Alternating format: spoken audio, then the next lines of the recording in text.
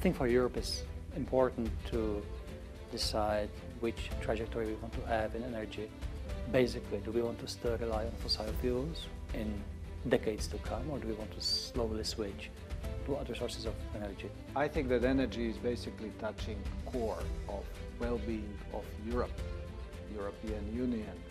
Energy is something where European Union needs to find understanding how to be more effective, how to use more innovation, technology. The European Union is the leader of fundamental research. Today we produce more than 1/3 of all the publications and scientific articles of the world. And so we are really the beacon for fundamental research. Then what we have to improve is how to transform all that knowledge, all those scientific publications into products, into innovation. And that's where we have to invest more. Companies have to invest more so we can get better results, better products, and then better companies and better jobs. I think it's really a milestone because we actually delivered on 90% of what we promised we would do the last year when the strategy on the Energy Union was adopted. So now we are looking forward to the discussion with the Member States and European Parliament how to transform these proposals into the law. And we believe that once we transform our system, the major beneficiaries would be our citizens and our industries to have clean, cheaper, reliable energy.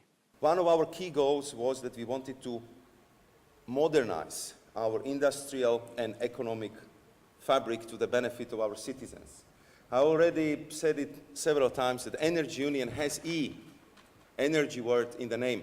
But what is it really about? It's about the new economy. It's about creating new, modern backbone for the economy of the 21st century.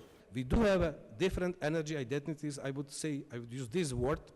We have different energy culture, we have different energy values, and actually, so we look at the energy from very different perspectives.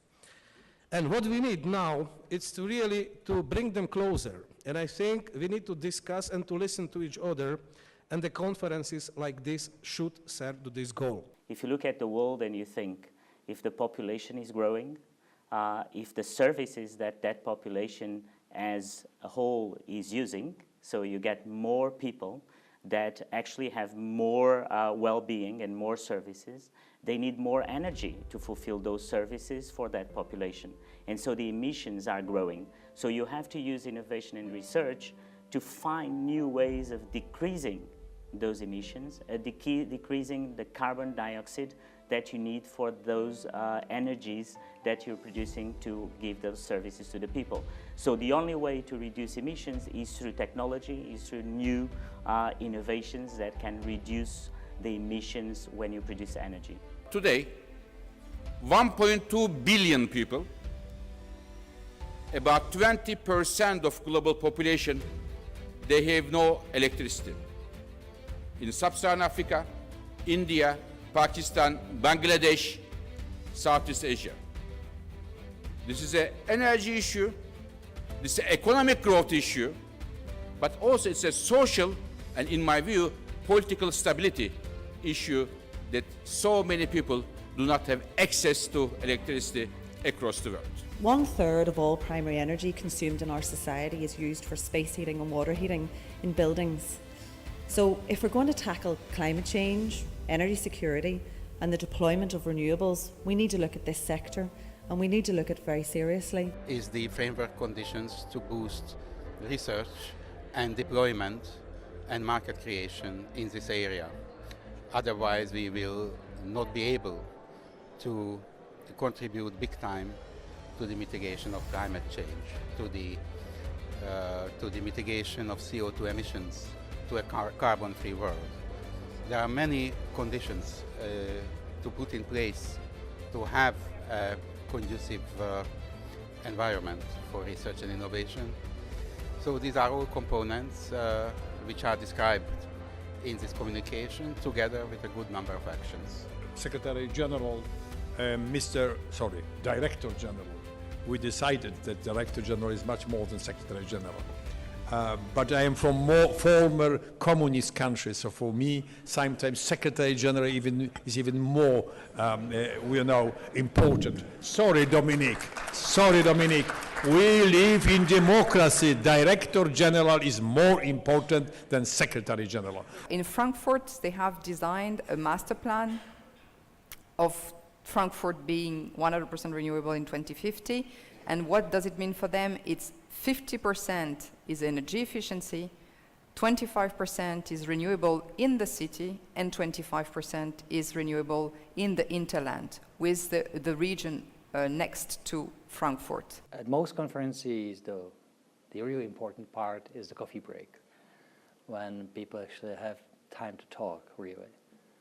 And I think this conference is no different. What is really nice here is that there is a lot of people from Central Europe, but as well as from other countries. And there is real time now to discuss. Just yesterday, Commission unveiled the so-called winter package, very important package of documents. So there is a lot to discuss here right now.